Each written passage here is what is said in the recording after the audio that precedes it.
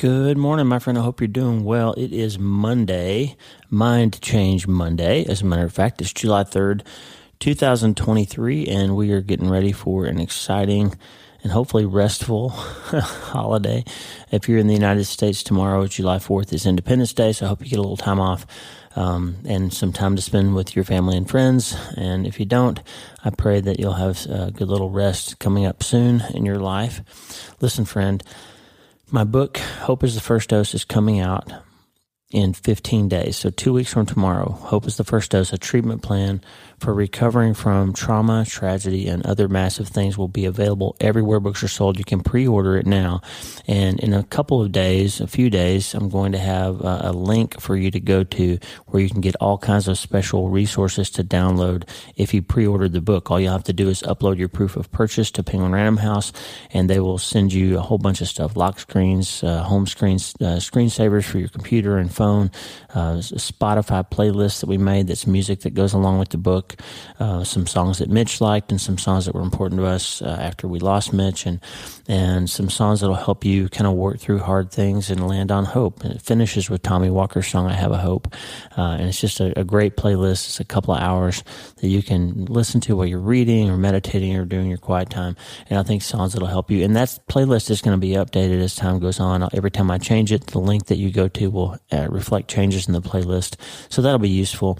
And then also some sample chapters and some special things that you have access to that you don't have access to if you buy the book after it's on sale everywhere else. So pre-orders help us a lot. So, and thanks for that. We'll give you some special content and some bonus things that you can only have if you pre-order the book. Stay tuned for that. Listen, the treatment plan is my way of saying, after we lost our son, and after I've been with lots of people during their massive things, their traumas and tragedies and hard things in life, what do you do next? What do you do? How do you find your way back? How do you find your way back so you can grab that promise that Jesus made in John 10:10, that life is abundant, that he came here to give us an abundant life in spite of all the hard things that he promised us we would face, because you're going to. Okay. And today we're going to just talk for a few minutes about why the treatment plan is so important and what the elements of it are. And I'm just going to give you some things to think about as you become a self-brain surgeon to find your way through after these massive things happen. And we're going to finish with a song that's on the Spotify playlist for Hope is the First Dose from J.J. Heller called Your Hands. It's a great song that I never heard before until I was working on this book and this playlist, and I found this song. It's so encouraging and it's so honest and vulnerable, and just excited about sharing that with you at the end of this episode. And I'm going to give you some things to think about so that you can find your way back to the light no matter what life brings you, no matter how dark it feels or how hopeless you sometimes can feel after these massive things occur. And the most important thing is that you can't change your life until you change your mind, and you have to start today. Hey, are you ready to change your life? If the answer is yes, there's only one rule. You have to change your mind first. And my friend, there's a place where the neuroscience of how your mind works smashes together with faith, and everything starts to make sense. That place is called self-brain surgery. You can learn it, and it will help you become healthier, feel better, and be happier. And the good news is, you can start today. Thanks, Lisa. Hey, so glad to have you listening today. I'm Dr. Lee Warren, and I live in Nebraska in the United States of America with my incredible wife, Lisa, my father-in-law, Tata, and the super pups, Harvey and Lewis.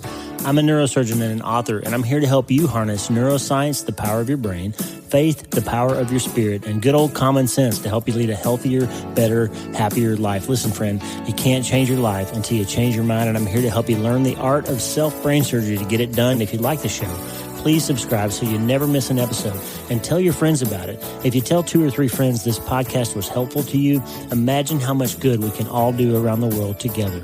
I'm Dr. Lee Warren, and I'm here to help you change your mind so you can change your life. Let's get after it. All right. So I was on the Jesus Calling podcast the other day, and we had a really great conversation. And one of the things they asked me, and it really helped me kind of clarify the messaging. I'm going to be doing a lot of public speaking and speaking in some churches around the country, and I'll make sure you're aware wherever you live. If I'm going to be somewhere close by, we'd love for you to come out to the event and shake your hand, take a picture, sign a book together, and just get to know you. But one of the questions that really helped clarify my thinking around the messaging of this book was why Why do you need a treatment plan? Like, how do you explain to people why you say they need a treatment plan for these traumas and tragedies and massive things? And the first reason is, well, I'm a doctor, so I'm in the business of giving people treatment plans, right, for their back pain and their brain tumors and their aneurysms and their glioblastomas and all that stuff. That's what I do. That's just naturally the way that I think. So obviously, if I'm going to describe to you the way in which I recovered, Lisa recovered, our family recovered from losing a child, and how I've helped thousands of patients now and their families deal with hard things that come along in their lives, it's always wrapped in medical kinds of language because it's real for me. It's what I do. But on a very real sense, also, we understand now from neurobiology and neuroscience and epigenetics and all these things as we've been talking about lately, that when you change the way you think and when you change your perspective on things, you literally change your brain. And so you really are doing self-brain surgery when you learn how to get your brain under control. And one of the things we know from trauma, and this is why PTSD and post-traumatic stress syndrome and all that is so real and so troublesome, is that trauma changes the way you think towards the negative and makes you believe a whole bunch of things that aren't really true. Like, I'm always going to be a victim. I'm always going to be broken. This is always going to be how I feel. I can't ever get over this. And after you lose a child, you have all kinds of things: guilt, shame, somehow blaming yourself for what happened, for sort of wishing that it could be different than it is and knowing that it won't be. So your brain starts telling you you're just always going to be broken and sad and you just won't ever feel happy again. And the fact is that isn't true, because you can actually find happiness again. And for me, it came down to two things Jesus said. It came down to John 16:33, where he says, in this world you will have trouble. You're going to have trouble here, friend. Brian and Lola and Catherine and John and Jim, you're going to have trouble in this life. Even Lee and Lisa, you're going to have some trouble. But he also said in John 10:10, he said, the thief comes to steal and kill and destroy, but I have come that they might have life. You might have life and have it abundantly. He says in the same breath, the thief came to this place to take away your joy. He's going to steal and kill and destroy your quality of life. And that's what all these hard things have the potential to do. But I have come that you might have life and have it abundantly. And he's talking about now. Like, there is a way that you can have an abundant and rich life in spite of the fact that you're going to have TMT, these massive things that are going to happen. And so when this lady from Jesus Calling asked me, hey, why do you need a treatment plan? It dawned on me, I'd never said it this way, but we teach people how to prepare for things, even if they're not very likely. Imagine, you remember back in school, they taught you stop, drop, and roll if you ever catch on fire. The number of times they taught me stop, drop, and roll made me think that I was probably going to catch on fire a lot more times than I actually have in my life. Because looking back over 54 years, you know what? I've never caught on fire, but I have a plan in my mind for what I'm going to do should I ever burst into flames. I'm going to stop, drop, and roll. You probably are too. They taught you all kinds of things like that we teach people how to do CPR in case somebody has a heart attack in front of us, right? We teach people how to change flat tires in case you have a flat tire so you won't be stranded on the roadside. We teach people these basic things just to be prepared in case something happens. But how many times have you ever been instructed, have you ever been taught to think ahead in your life and what are you going to do if some massive tragedy befalls you? What are you going to think about? What are you going to do next? Who are you going to call? What are you going to read? What are you going to think about? How are you going to prepare yourself for this massive thing? And the funny thing is, massive things happen to 100% of humans that have ever lived or ever will live on this planet, which means it's not silly and it's not morbid for you to think ahead and say, what am I going to do if something really bad happens in my life? How am I going to handle that? Well, I had a patient, and I wrote about him in the book. His name was Lucky Chuck, and Lucky Chuck's wife got sick. Wanda got breast cancer, and she told him before they ever got the biopsy result back, she said, Chuck, you need to make some decisions right now about what you think about God and who he is. You need to decide that you trust him or not right now, before things get hard, because you're going to need him. You're going to need to be able to rely on him when this gets hard. If I get really sick and if I die, you're going to need to not be mad at him. You're going to need to know who he is. And so she instructed him wisely to think ahead and be prepared of what he was going to think about and what he was going to fall back on, what he was going to rely on, how he was going to build his thought processes up to be prepared, right? That's self-brain surgery. So we talk about in the book, we talk about the treatment plan, and the treatment plan starts with this prehab, this preparing your mind for what you're going to do. And for me, that's filling my heart with stuff that I know is true, scriptures, worship songs, great writing, the books that I've read, things that I know are true, that when troublesome times happen, instead of this despair that I'm predisposed to feel, and you'll feel it anyway, but instead of being lost in it, you'll start hearing some echoes of other true things to replace it, sort of biopsy those negative thoughts and replace them with more true things. Like for me, it was, you're always going to be sad and miserable because you lost your son, but then I would also remember, well, wait a minute, I've got 4 children, I've got grandchildren, I've got a loving wife, I've got to hold on and steward these relationships. I am always going to be sad about Mitchell, but I haven't lost my entire life. And a friend of mine said, hey, Mitch wouldn't want his death to have a 200% mortality rate, which means he said, you don't have to die here. Mitch wouldn't want you to die too. You can't die even in your heart. You've got to live. You live for him, make him proud of you, tell a story with your life that matters so he would be encouraged and uplifted by what his life motivated you to become, instead of the fact that his death destroyed you. Your son wouldn't want you to die with him. And that was profound to me, that idea that one death should not produce 200% mortality rate, right? So in the Jesus Calling podcast, we had this amazing conversation, and you'll be able to hear it when it comes out in a few weeks. I'll send you the link.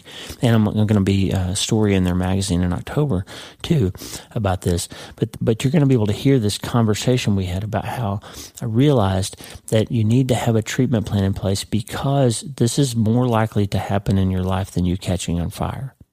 You're going to have a massive thing. Somebody's going to die. Somebody's going to cheat. You're going to get bad news from the doctor. The financial situation is going to happen. The pandemic's going to occur. You're going to have some kind of issue that's massive for you. And maybe it's not even medical or devastating like a loss of a child. It might be the death of a dream. It might be that you don't get something that you've worked so hard for. It might be that you get passed over for a promotion that you've passionately pursued for your whole career. It might be that it just doesn't work out. Your life just doesn't work out the way you wanted it to, or you thought it would. And that's just as real of a trauma. It's just as real of a tragedy. It's just as massive of a thing as losing a child, if that's what your heart was set on.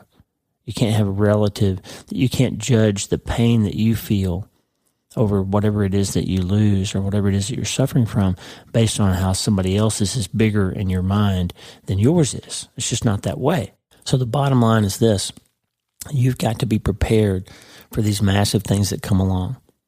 Now, we talk about in this idea of having a society of self-brain surgeons, and one of these days I'm going to get you a t-shirt or a certificate if you want to join the Society of Self-Brain Surgeons. I'm going to get you some way to prove that and put it on your shelf because I think it's important. It's way more important than being a member of the Society of Neurological Surgeons, which is a hoity-toity group of department chairmen who sit around and talk about how great they are. This is more important than that. The Society of Self-Brain Surgeons is a group of people who are learning how to change their minds so they can change their lives, tell better stories, change their future generations of their family. I'm sorry, my voice has given me so much trouble this morning, and I apologize for the creakiness in my sound, but this is really important, okay?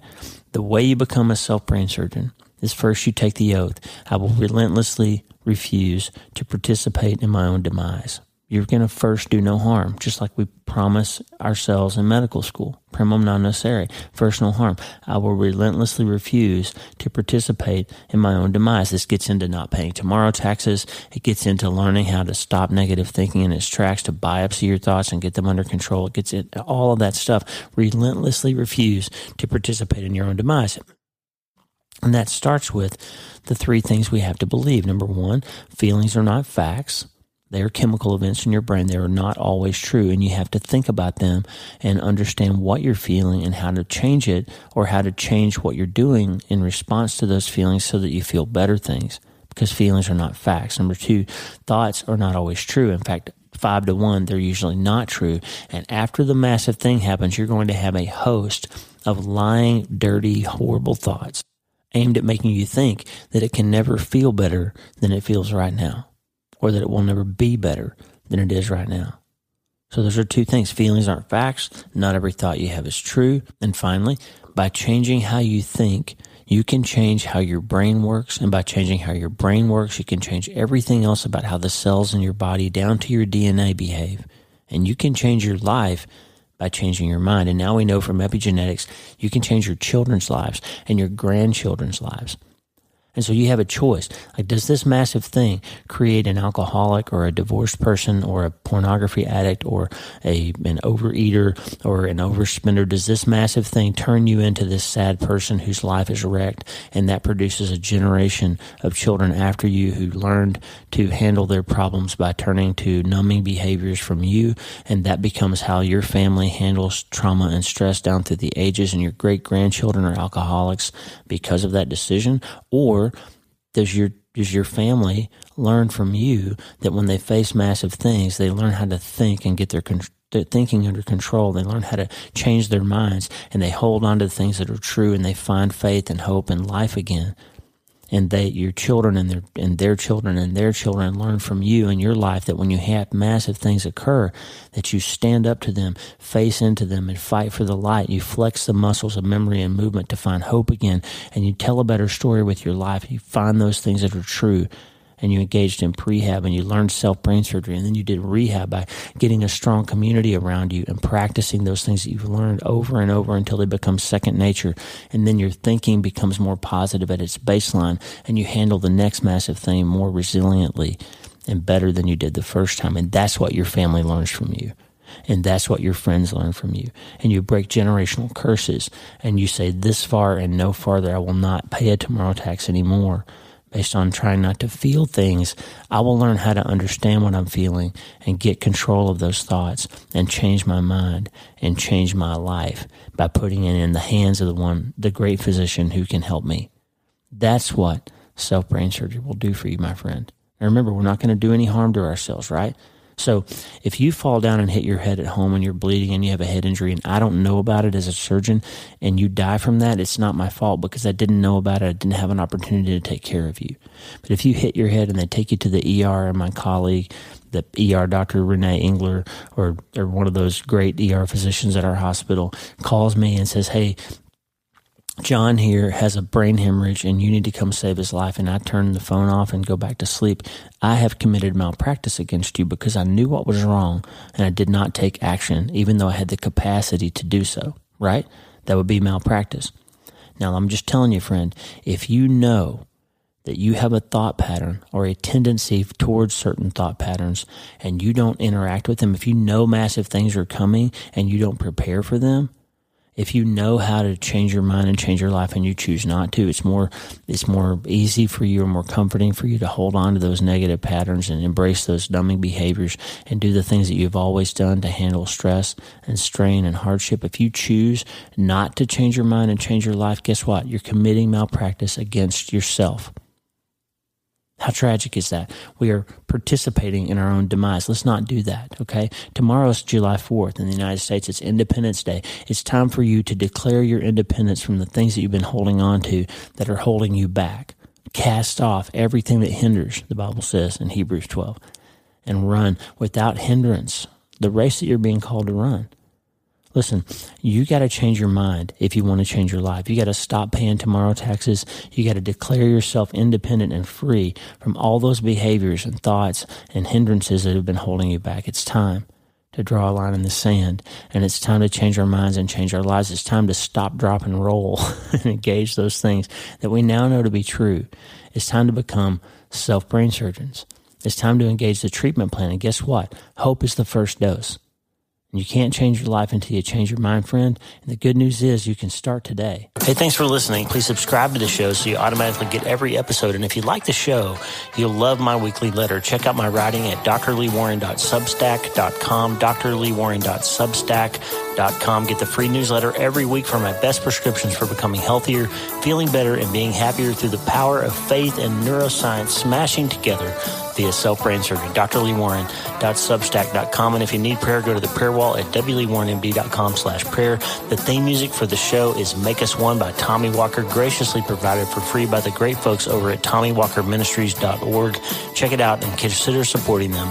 TommyWalkerMinistries.org. Remember, you can't change your life until you change your mind, and the good news is you can start today. I'm Dr. Lee Warren. I'll talk to you soon. God bless you, friend. Have a great day.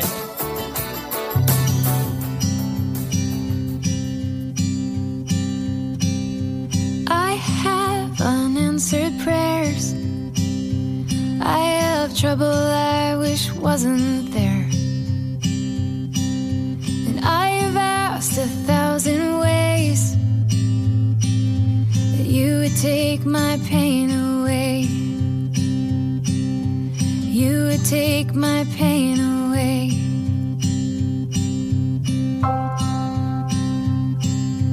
I am trying to understand how to walk this weary land, make straight the paths that crooked lie. Oh Lord, before these feet of mine, oh Lord, before these feet of mine. When my world is shaking, heaven stands. When my heart is breaking, I never leave your hands. When you walked upon the earth, you healed the broken, lost, and hurt. I know you hate to see me cry. One day you will set all things right. Yeah, one day you will set all things right. When my world is shaking, heaven stands. When my heart is breaking, I never leave your hands. Your hands, your hands that shape the world are holding me, they hold me still. Your hands that shape the world are holding me, they hold me still. When my world is shaking,